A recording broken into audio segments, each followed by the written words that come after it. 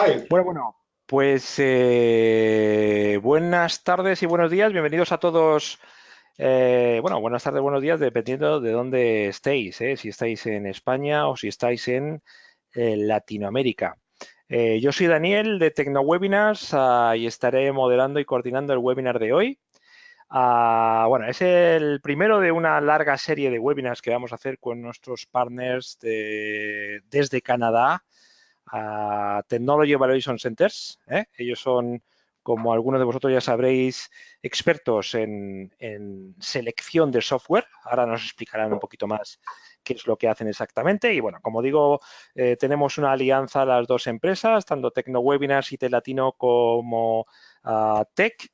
Y bueno, vamos a ir celebrando de forma conjunta webinars y otro tipo de contenidos. Así que estaros muy atentos. Bueno, hoy ya sabéis, vamos a hablar de un tema como muy interesante. Bueno, hemos tenido a mucha gente registrada, tenemos a mucha gente en la sala. Vamos a hablar del ROI del RP, del Return of Investment. De cómo podemos calcular el coste real que puede tener un RP y, por lo tanto, los beneficios que nos puede aportar. Ya sabéis que el webinar en este caso es en inglés. Tenemos a dos personas de Tech que van a participar. Ahí tenéis a Michael Zhou, que están, bueno, como digo, están en las oficinas centrales de Technology Evaluation en Canadá, en Montreal. Y también veis a Sandra Osorio. Michael hablará en inglés y Sandra nos ayudará un poco en la parte en español. Haremos una presentación por parte de Michael y de Sandra y posteriormente haremos un turno de preguntas en la que os animamos a participar. Podréis participar vía micrófono o vía chat. Desde el chat podéis participar desde ya haciendo vuestros comentarios, vuestras preguntas. Y por el micrófono, pues ya os diré cómo podéis participar al final de la presentación de ellos dos. Así que nada más, yo me retiro hasta la mesa redonda y Sandra, te dejo en tus manos para que hagas la breve introducción y luego ya pasas a Michael. Ok. Bueno, antes que nada, muchas gracias. Mi nombre es Sandra Osorio de Technology Evaluation Centers y estoy aquí para presentar al vicepresidente de selección de software, Michael Tom.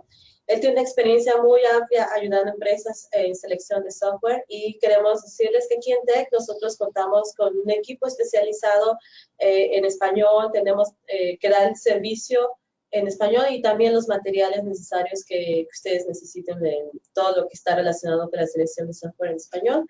Así es que siéntanse libres de hacer alguna pregunta, ya sea en inglés o español. Pueden dejarnos un mensaje en el chat o si no, con el micrófono, como Daniel estaba mencionando.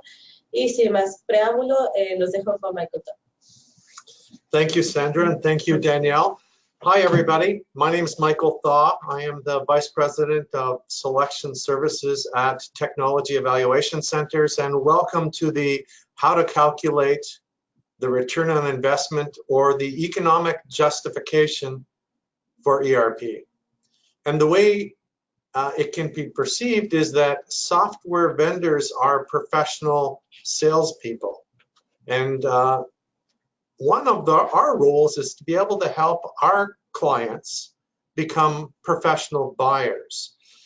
Look, when you're investing in systems such as ERP, they're about the largest investments that your organization is going to make in terms of dedicated people, times, and resources, and money.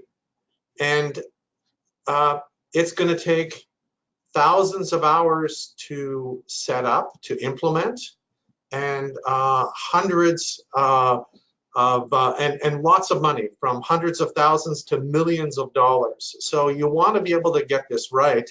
You want to avoid the traps and the pitfalls and not being able to reach the expectations or being able to implement the system properly. So there's a lot at risk, and doing your due diligence is really the difference between success and failure.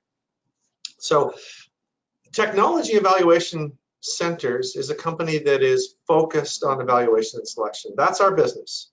And we simply help companies research, evaluate, and select the best fit technologies against your needs.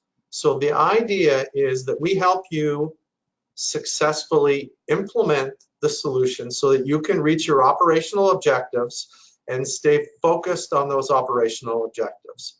Now, the presentation today is going to help you understand the total cost of ownership. And so you can see here on the screen, it says impartial advocate. So we're not aligned with any vendors, and we act as our client's advocate throughout the process. Let me give you a little bit of a flavor for who TEC is. So we are a global consulting and advisory company, and we have delivered more than 600 evaluation and selection projects. About 75% of them are ERP across the globe. And we are 200 employees, and we're half employee owned. We are independent and impartial. We're not aligned with any vendors, and we represent the priorities of our clients. And we have been in the evaluation and selection business for, imagine, 25 dedicated years. And that has allowed us to be able to bring to you the experiences that we've had throughout that time and the continuous improvement that we make to the approach that we have. And we produce and publish all sorts of thought leadership articles, blogs, white papers, buyer's guides to more than 4 million subscribers. I just wanted to give you an idea of some of the clients that we've worked with, and it's really the experience and the challenges of these clients that allowed us to be able to help our clients out even more effectively across a lot of different industries, as you can see. And we've delivered a lot of projects in Spanish across the globe here, as you can see as well. So the topic for today, how to calculate ROI for ERP, or let's also call it economic justification. Let's start with why, and then we can focus on what ROI is, what the formula is, what does it really mean. We'll take a look at the key factors for ROI and economic justification, and then we'll wrap it all up. So in the next half an hour, we're going to be able to touch on these topics. So let's start with why. So we've already said that ERP is a significant asset investment, about the largest that your company is going to make. And so before you go ahead and decide, your executive are going to ask you the simple question, what's the ROI on this? And the reason is that with limited resources, time, people, money, they're going to want to know where to best spend that money, those limited resources. And so producing an ROI for ERP will help them understand whether they should invest in ERP over other investments or whether they shouldn't. And they'll be able to compare that to the other investments that they have. And that's why ROI for ERP is so important.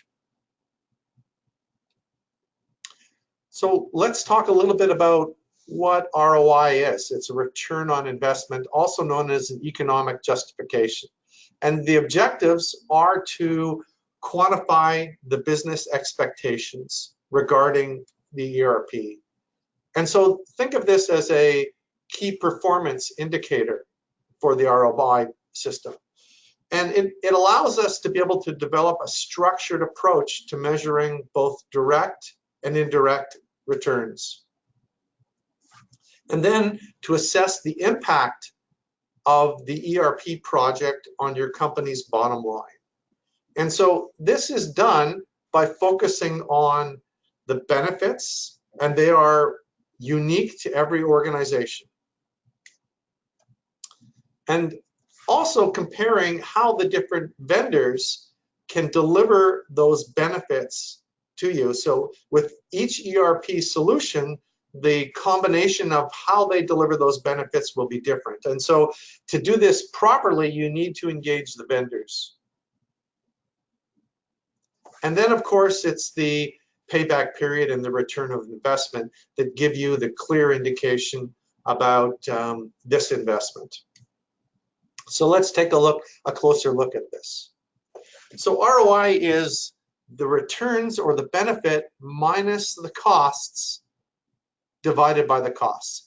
And the returns are the benefits and the cost is the total cost of ownership. And so we can look at an example where the gain from the investment is $700,000 and the cost of the investment, the total cost, is $500,000. And so the return on the investment is 40%. And that makes it a very good investment. And as a component of this, we want to look at the payback period for the return on investment. And the payback period is the period over time which the return is received. And the return on investment is the amount of money received from the investment. So in other words, let's say that you received $100 over a period of 1 year. On a $1,000 investment, the payback period is 1 year and the rate of return is 10%. The three key factors for understanding and determining the return on investment and economic justification are, number one, the benefits or the returns. Number two, your total cost of ownership.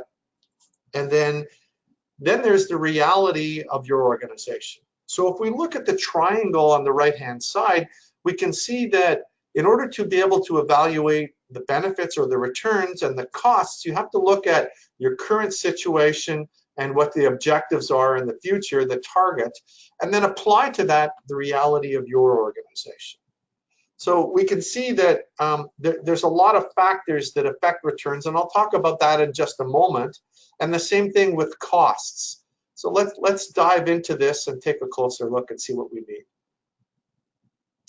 So there are three different categories of returns. There's the tangible returns or the direct, and they're measured, they are easily measured and validated, and they are traditionally part of the return on investment.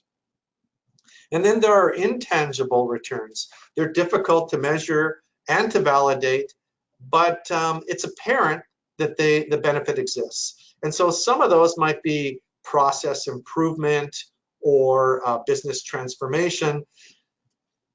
And then there are compliances. So whether it's governance or industry or localization compliance, these compliances are the basics that are part that you need to in order to be able to operate your business.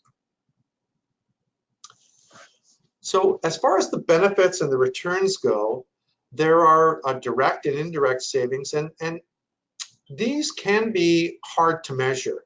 And there can also be a large variation in terms of how you measure them. And also understand that with measuring the returns, each individual return has its own unique assessment. And so quantifying it can be a bit tricky. Let's take a look at what some of these returns are. And I purposely did this. I purposely flooded the screen with lots of information because, believe it or not, here is only a partial list of where the benefits or the returns of an ERP system can come from. So I just want to highlight a few of them while we're on this screen. But take a look at inventory, where you can reduce the amount of inventory, example, from $10 million to $5 million. And you can also decrease the obsolete inventory. You can increase the inventory turns and the accuracy of your inventory. And for scheduling, for production, being able to focus and maintain proper scheduling will allow you to have higher yields and be able to create better BOMs or bill of materials, and also be able to control how much work is in progress in terms of yielding the highest production. And then purchasing, being able to do bulk purchases versus maybe today you're operating with a lot of small orders, or do early pay discounts. And as far as delivery goes, increasing your order fulfillment. So when you get an order with multiple items on it, you're able to deliver the entire order, and this decreases the amount of back orders that you have. And it also improves the way that you pick, pack, invoice, ship, and deliver your goods. And so this decreases the amount of time, which is a big benefit for you. And then as far as financing goes, the end of period reporting, depreciation, tracking costs for executive leadership, planning and management. So you can see that as far as a partial list go, there's a lot of potential areas for savings and returns that can come from an ERP system. And I want to focus now and tell you that it's due diligence that'll be able to help you identify this. So let's take a closer look at the benefits that are associated with enterprise applications like ERP. So some of the savings can come from operations. So you have an increased productivity, machine capacity, improved labor utilization and performance, and a reduction of waste. And inventory and warehouse management are another key area of benefit and savings. And so although I mentioned them on the previous screen, reducing the amount of inventory and the labor costs that go along with it, reducing the purchasing and the transportation costs are typical areas where you can find benefits from an ERP system. And then significantly, the finance and control, so reducing the headcount. And then there's the shift from administration to controlling. And so what we mean by that is instead of being so task-oriented with the key people in your organization, they're able to go into a more of a managing and planning perspective where they're able to look at the data, understand where the spending is, and spend less time actually creating the invoices so that they could understand where the investments need to go, where the savings are, what the costs are. And so it's a matter of having this completely different perspective in terms of operating and also attending to the urgencies of the business. So in operations, and this is based on various customer cases that we've seen an improved productivity that results at the field level. So improved productivity results between 20 and 30%, and a people reduction of between a quarter and half are achieved within a 2 to 3 year period. And so they come from the improved productivity as well as from the people that are reduced. And as far as inventory and warehouse management improvements, and this is also based on various customer cases that we've seen, the improved efficiency results of approximately 20% in the year after go live. So don't forget, whenever you're implementing an ERP system, you have to include the implementation time as part of the setup, and you can't expect the savings to happen until after implementation and go live. And let's take a look at them. Traceability, stock accuracy, people efficiency and reduction, and automatic labeling. And I'd like to make an example here. So let's say that due to the implementation of a barcode scanning system and implementation of a warehouse management system, where now you can track all the movements of products that can be monitored and registered, and this will limit the chance for mistakes and errors and minimize them. And in the warehouse and production, you'll actually require less people to execute this.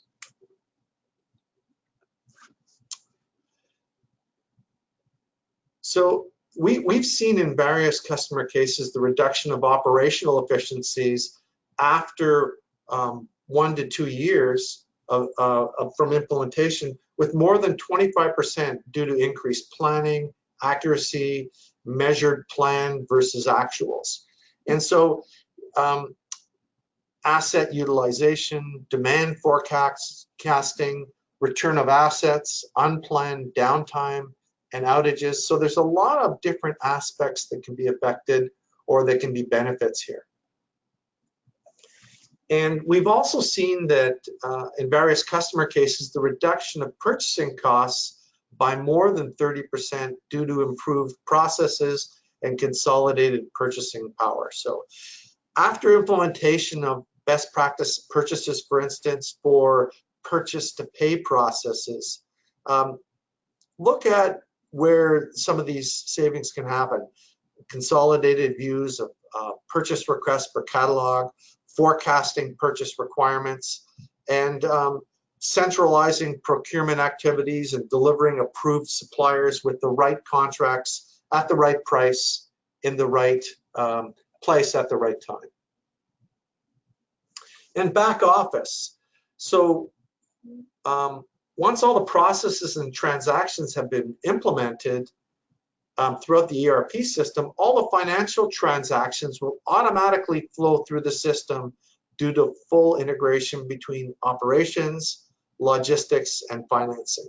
And so typically we've seen a reduction in the staff, or FTEs, that stands for full-time employment, employed staff, can be reduced by 40 to 60%.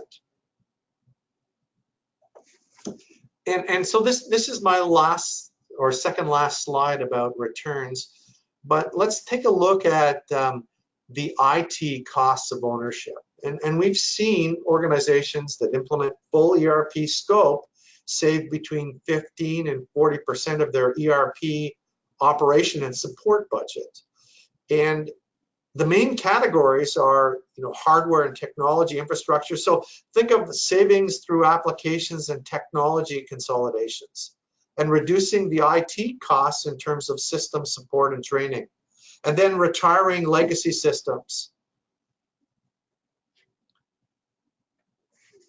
What we've done here is we've created a table that summarizes the areas of benefit from a single solution implementation. And it takes into account multiple vendor responses for different types of clients. So leading vendors have seen these types of savings in systems that they've implemented.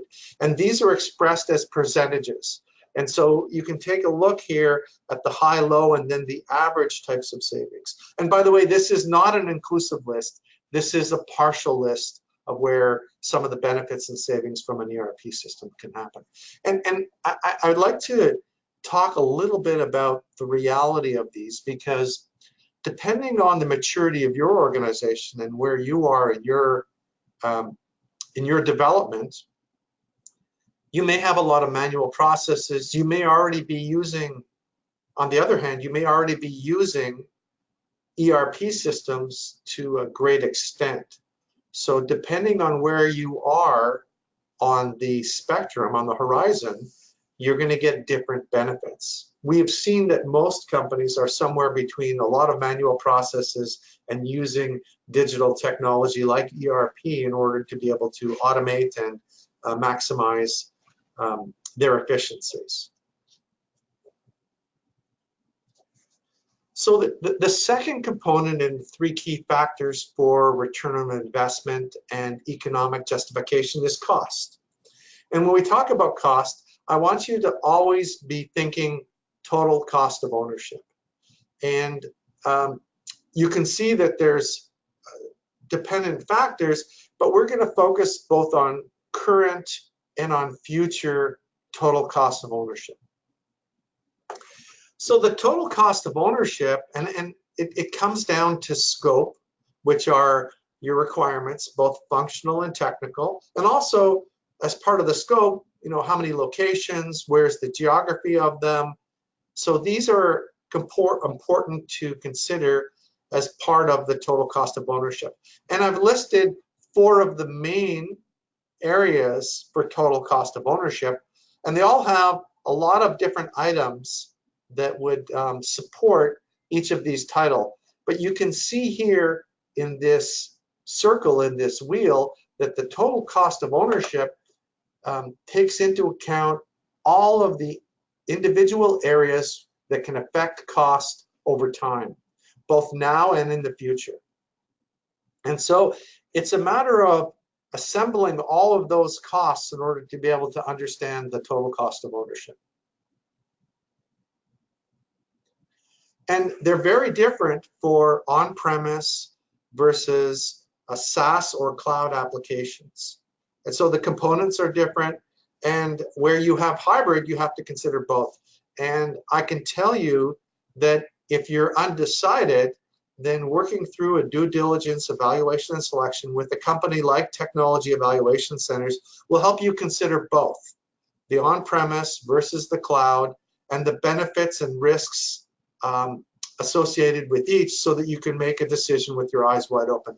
And I want to state the obvious, but you know, the on-premise is more of a capital expenditure, and the cloud or SaaS solution is more of an operational expenditure, but you continue to pay for that consistently over time, although you've reduced your overhead and your costs that go along with it.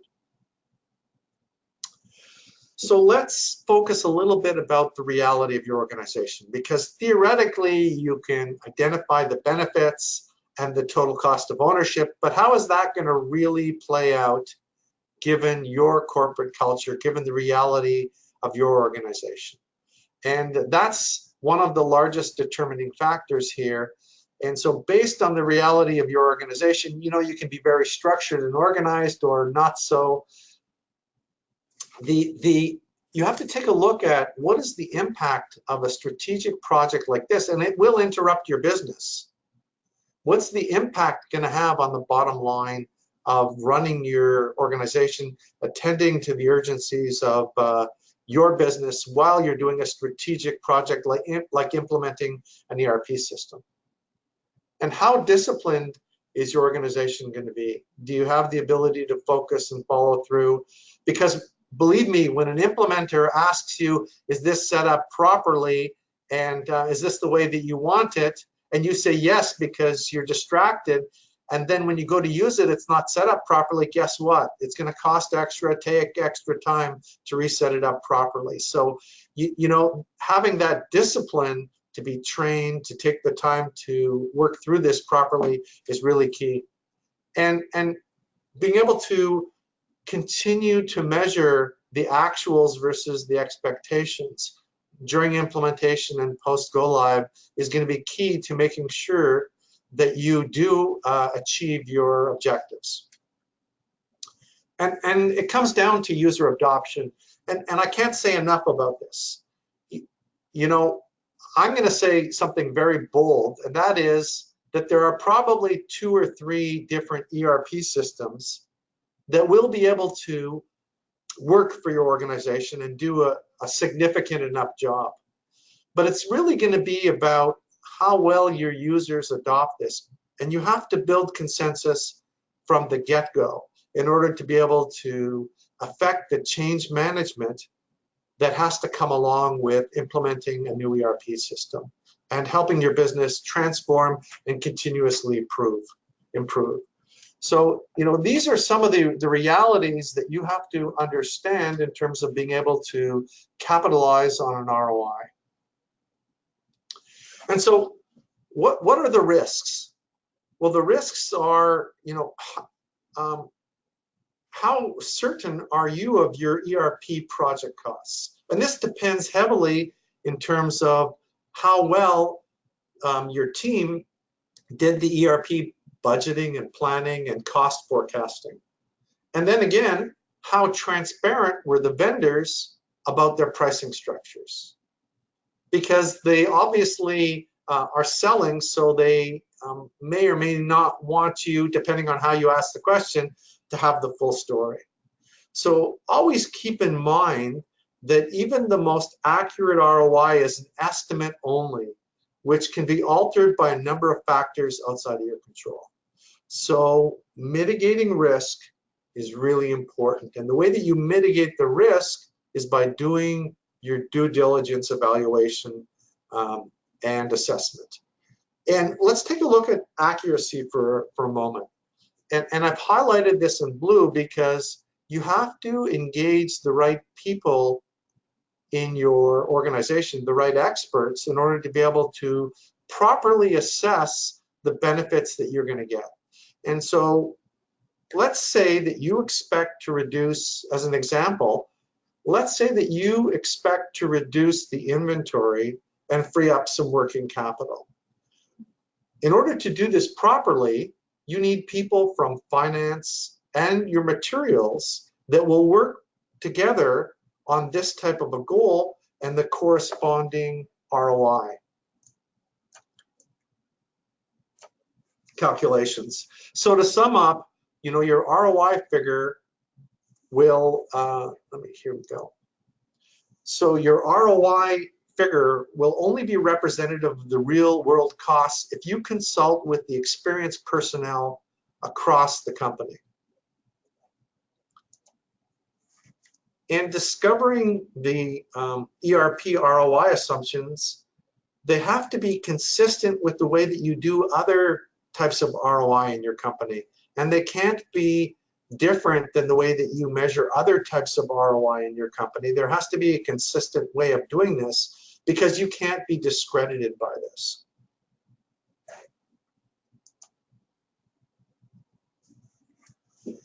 So, you know, the quotient of ROI is a percentage. And if it's positive, you have an expected gain. And if it's negative, you have an expected loss. And you're still not quite finished yet.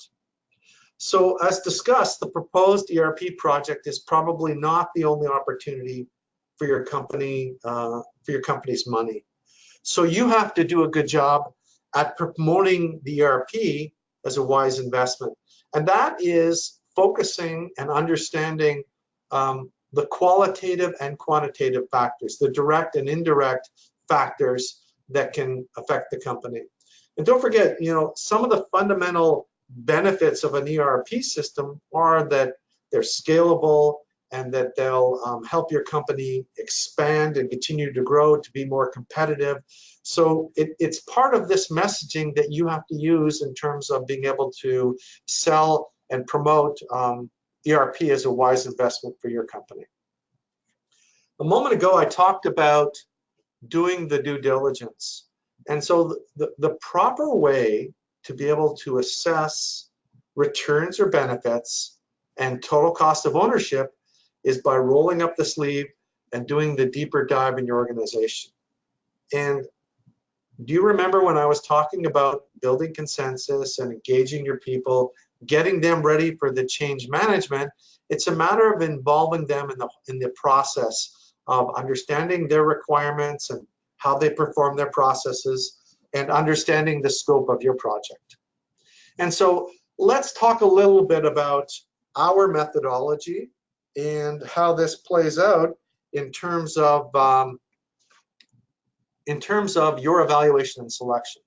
So a decision model is created around your requirements, both functional and technical, and we'll identify what's critical and then measure that against what vendors have to offer. So you can see words here like supported, not supported, or customization. That's the level of detail, and that'll help us fact-based focus on the short list of vendors. So what we've done here is we've gone from the long list to a working list and then to a short list based on facts. And so this is how you come up with a short list of vendors, and then in the select phase, you can engage the short list of vendors to understand how they deliver what you're looking for. How easy is it the solution to set up and to support? Who is the implementation partner? And how about the processes that you can adopt and minimize the customizations? And so working through all of these different decision factors with their weighting will help you with the overall decision. And so I'm mentioning this less to sell our services and more to explain to you that you have to do the due diligence in order to be able to manage the risks and have quality behind the information that you're looking at. And so the way that plays out is by fundamentally engaging your people in workshops and meetings to understand their processes, the way they're doing things today, where the benefits might come in, and what their requirements really are. And the way that this plays out is by capturing the processes that they're performing today, what's being done manually, what's being done in systems, what's being done on add-ons, will help you identify what the targeted IT business application landscape and the ERP should look like and how they're going to integrate together. And it will be able to help you identify the requirements and the vendor's level of support for those requirements. And that will help you be able to score and rank the vendors and identify the top solutions that you want to maybe do a little bit of extra due diligence on, but come up with a short list of vendors. And so then you have to work through these other activities. So you can see here that ROI is one of our decision factors. And so market data is the deeper dive on the vendor and their ability to support you, both industry and footprint wise, the different countries that you're in, and how do they implement? Do they use themselves, or do they use a third-party implementer? And who is that implementer? That should be part of your selection decision. And the detailed ask about the prices and the deliverables will give you accuracy now that you have scope context. And then being able to assess ROI will include the scripted demonstration, which will focus on your key processes and processes that you can adopt from the vendors. And of course, to know that the vendors can successfully fulfill the promises and your objectives. And so ROI is something that's done holistically and not just independently. And so a little bit of due diligence goes a long way in terms of doing this. Remember, and I'm coming to my conclusion here, but this is about risk, reward, and payback. And the simplest measure of ROI is the payback. It's the length of time it takes for the cumulative return to equal the cumulative investment. So ordinarily, investment spending must occur before the investment starts producing benefits. The longer the investment payback period, the riskier and less attractive the investment. And similarly, the larger the initial investment, the riskier and less attractive it is. So not surprisingly, large investments usually take longer to pay back.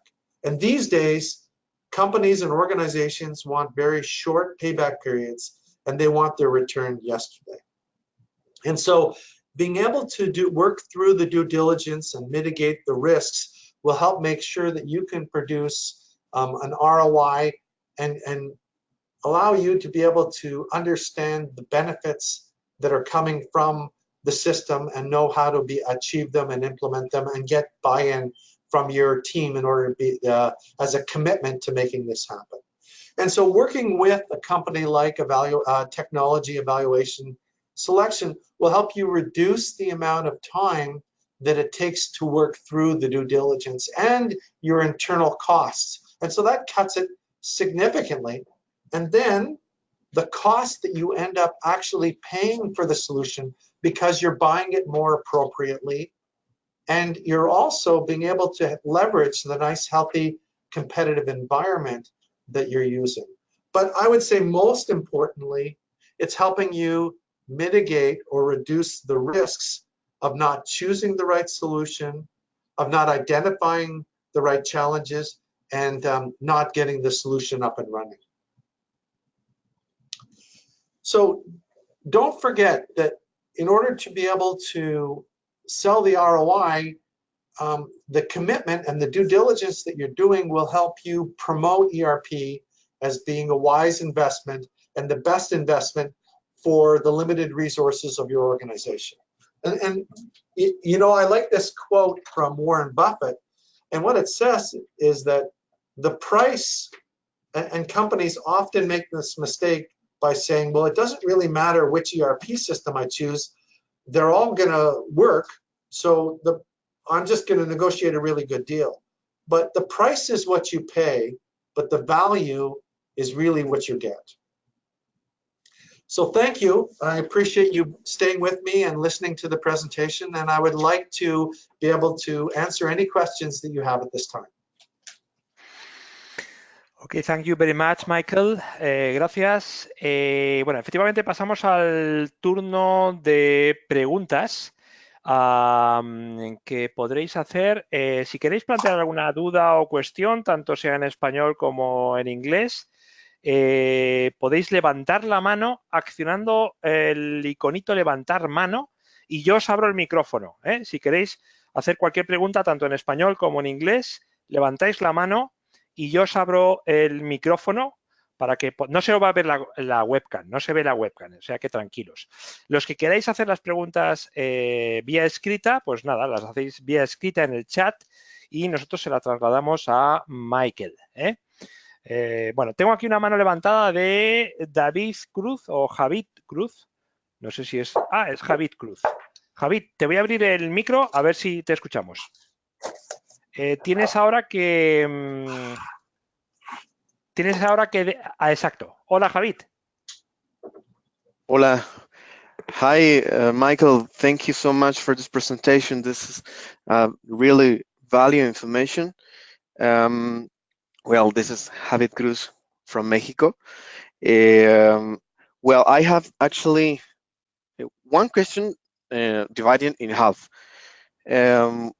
The first part is where can I find the market data about how the market is going in this return of investment information? And the other half is how can I know where the value drivers or what the value drivers are in every module? I mean, I don't know, like logistics, finance, or human capital management. How can I know what the value drivers are? Those are great questions, Javier. Thank you for your questions, and they're very insightful, by the way. And I happen to be very graphical, so would you mind if I change screens and share the information with you so that you can see what I'm talking about as we go along? So with your permission, I'm going to change screens, and I'm going to load our application, which is called Tech Advisor. So I didn't really talk about this, but we've created this technology that acts as a decision platform throughout the evaluation and selection. So it captures everything that's going on during the evaluation and selection. And what I'm going to do is I'm going to pull up an example to show you what we mean by market data and how market data can help you do the deeper dive. So there's two different dimensions to answering that question. So I'm just going to pull up this model. Let me know when you can see this. Oops. We see it. Yeah, we see it. It's going to take a second to load, and I'm going to show you the decision model and where market data plays in and what the different components of market data are. So this is our web-based application. It's a decision platform. It's how your decision is being made. So the priorities are set over here, and your decision model is here. And this model that I pulled up is a little bit different than what I showed you. The model I showed you also has ROI in it. Now, you asked about market data. So as part of this decision factor, it's 15% of the overall decision in this model. And these are the components of market data. So there's the deeper dive of the vendor, their financial profile, product strategy, how do they implement, do they do it themselves, do they have third parties, consulting, training, support, channel strategy, pricing, customer base, and user costs. And these come from multiple sources. And I think this is the basis of your question, Javier. These come from multiple sources. So they come from our analyst team, they come from the vendors and the implementers, and they come from other research that we've done. But this is not something that you produce in just a few minutes, as you can see.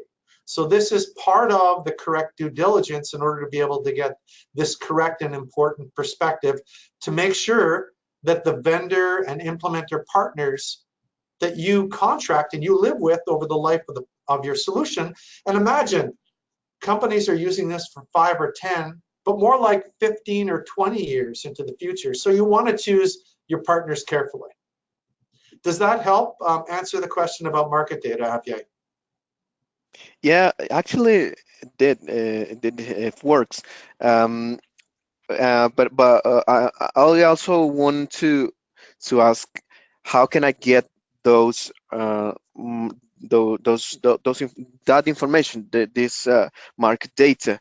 How can I get this throwing you? Okay, so what I suggest is let's contact after the phone call, and we'll be able to share the information with you. We can have part of our team in Spanish or English, depending on your preference, help you find the information and identify which components of market data would be the best for you. Would that work for you? Yeah, it actually helps a lot. Now, you mentioned how do you identify the value drivers of different modules in an ERP? And so, like I said a moment ago, I'm very graphical. So let's take a look at these different modules and sub-modules.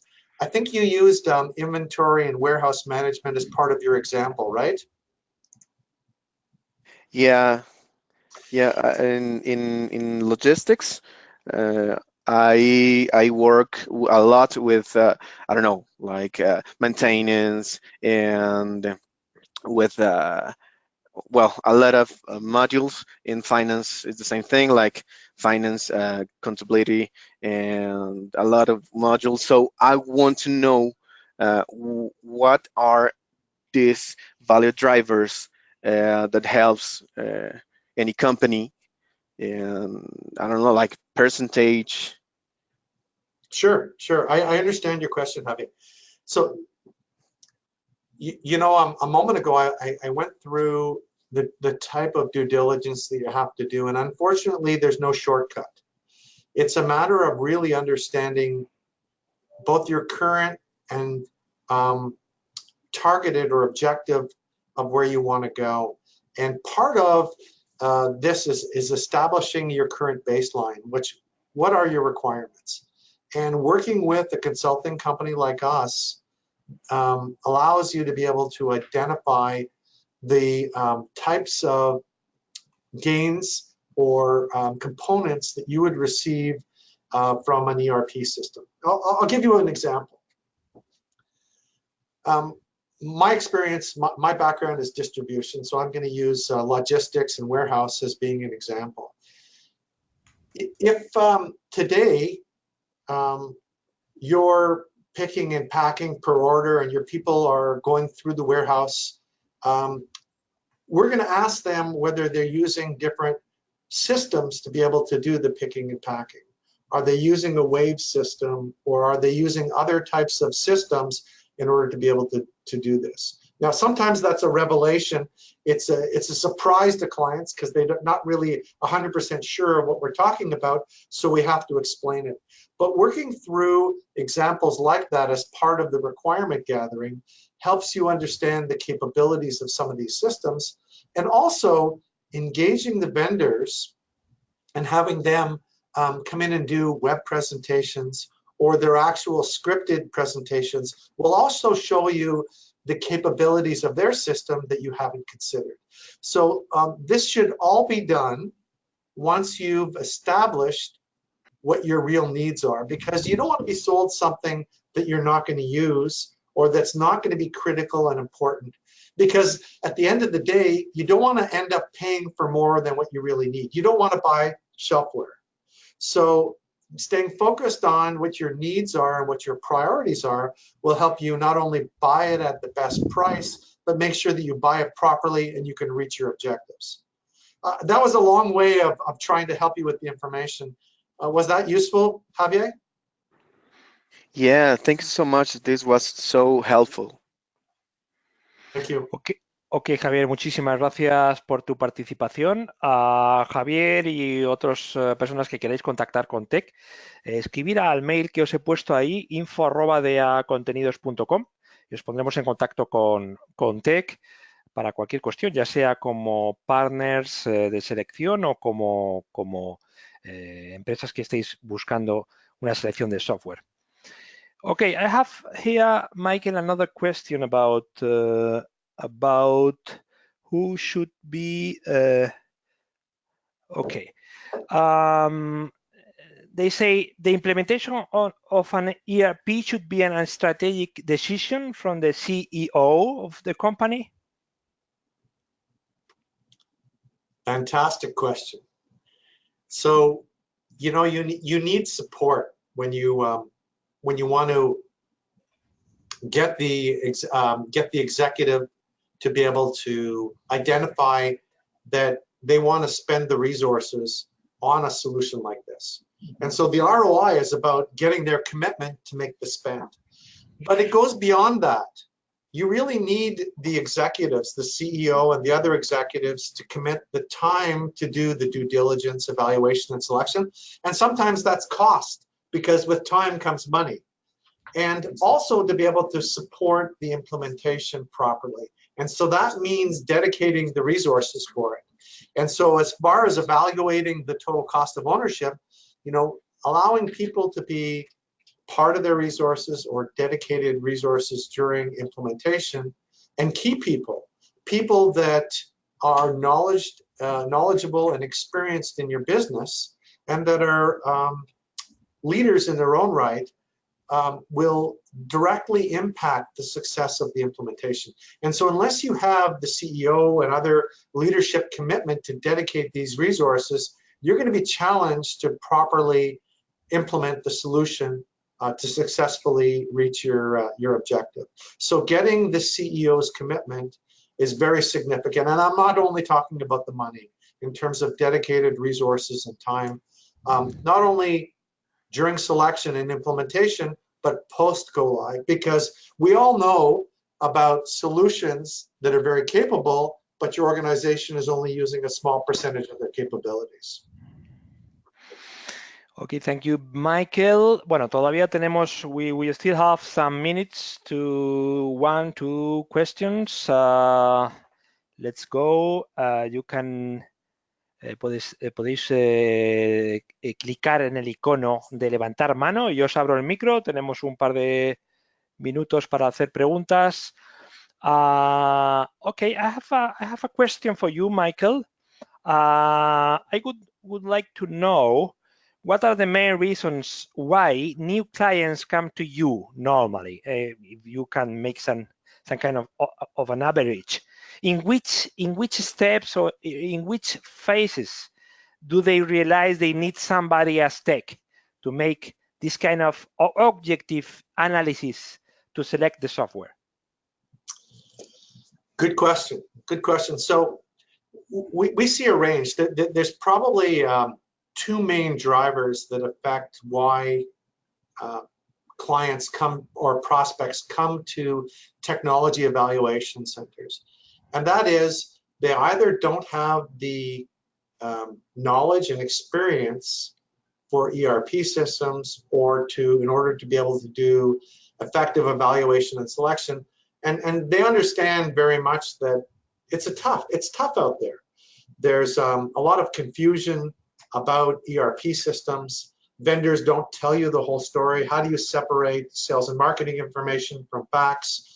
What about all the failed implementations that we hear? I mean, crazy numbers like 40 or 60% of implementations fail or have problems. And could you believe it that 1/3 of solutions, ERPs that are implemented, they actually wish they chose another solution? So yes, of course. And then the other aspect is that although these are experienced IT people and they've seen ERPs and ERP implementation, most organizations are under-resourced. So they don't have the available time to be able to work through a proper due diligence. And it actually is cost effective for them to use experts like us that will do it very efficiently. And then there's the third aspect. I said there was two, but I'm throwing one more in. Mitigating risks. And so although you think you know, how do you validate that information? How do you make sure that you haven't missed something that's important? How do you know that you haven't accounted for something that will significantly impact the cost of the solution or how it's implemented or the adoption.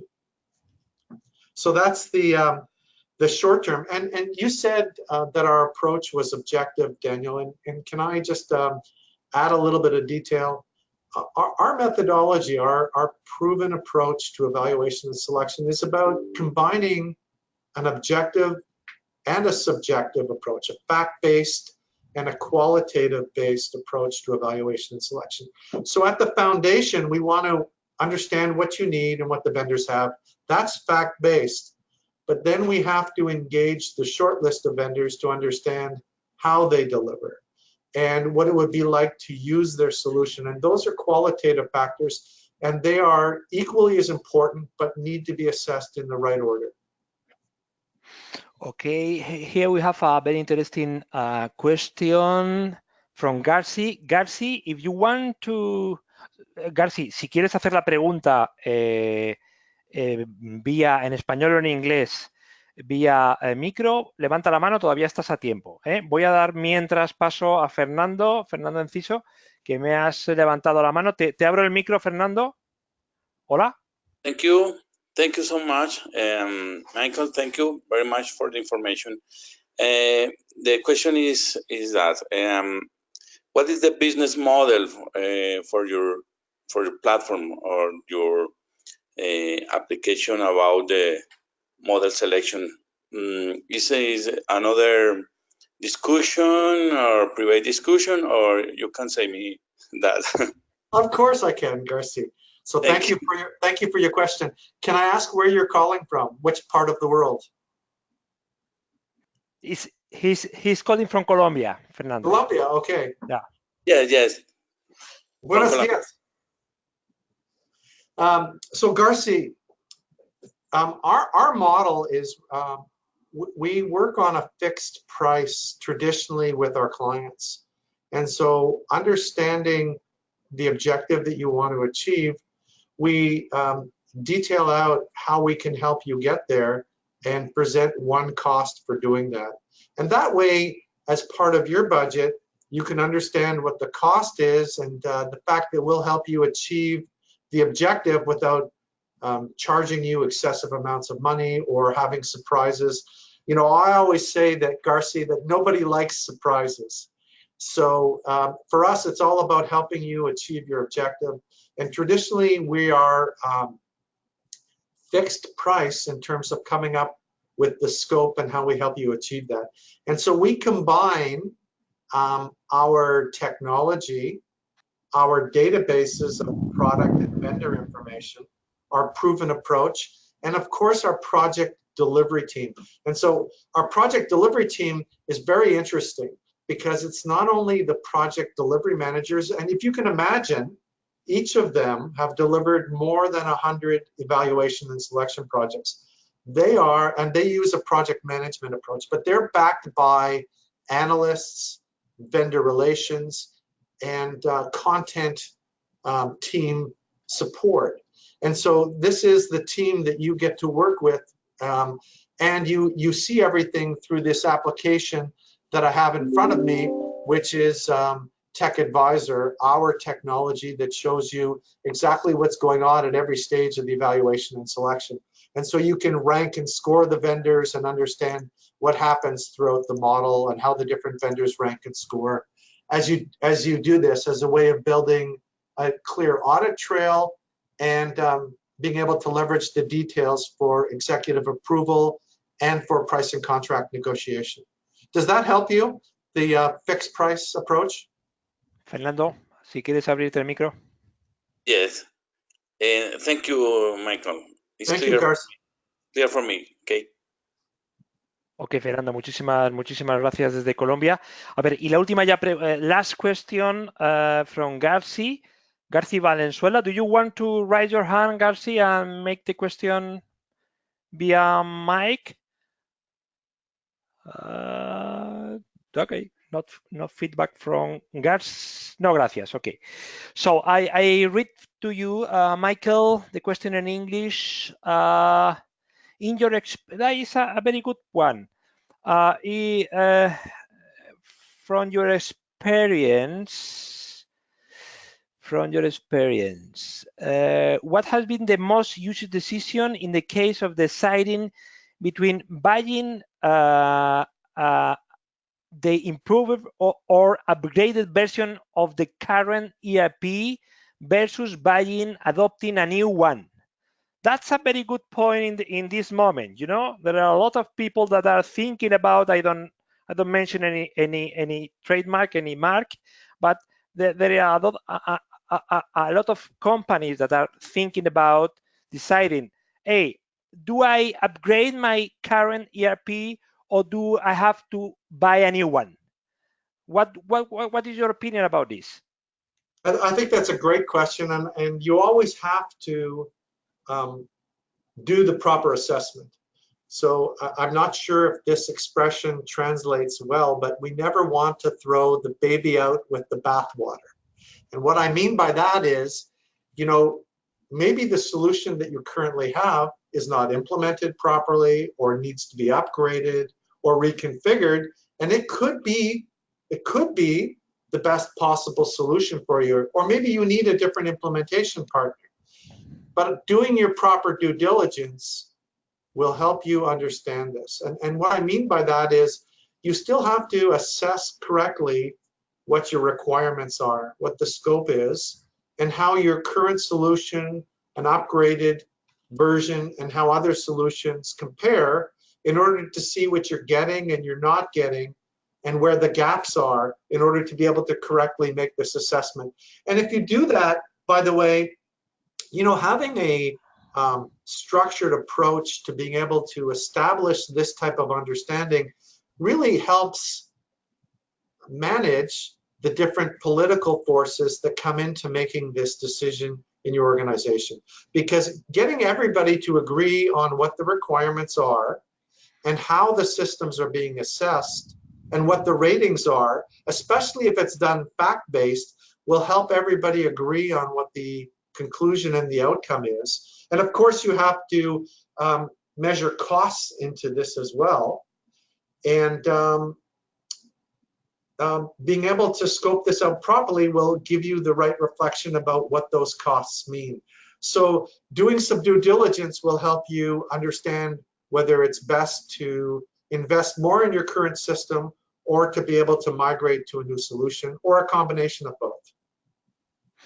Okay, and that's really the last one, Michael. We have a lot of more questions, but this is the last one.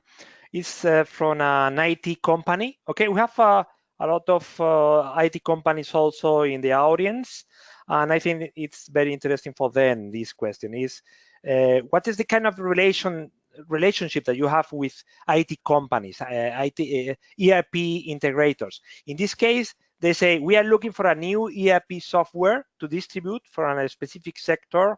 Can you help us doing that as well as a consultant? I mean, in which manner do you partnership with IT consultancy people to select software for their clients? Let me see here.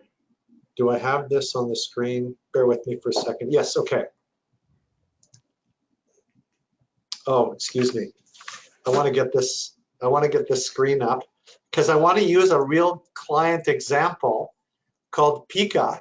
And so they are a manufacturer of plastics in Ecuador. And part of their challenge was to be able to find the right implementation partners given where their company was located, and choosing the solution as well as the implementer, the right implementer, was really key for them. And so being able to help use our connections throughout the globe and the world via vendors and by other companies that we've worked with, and by doing our own research, we were able to come up with the group of implementers that could best support the client and help them find that. And so after they made their selection, they chose a vendor and an implementer that they were not aware of when they first started evaluating solutions. So we helped them identify the best fit implementer and vendor solution at the end of the day to do that. And so we're aware of the implementers that are on the marketplace, and with a little bit of more research, with re-engaging the vendors to get their recommendations about which vendors are best for their solution, we use a combination of those approaches to address choosing and evaluating and selecting the right implementers for our clients. Okay, thank you very much, Michael, for your time. We end the webinar here.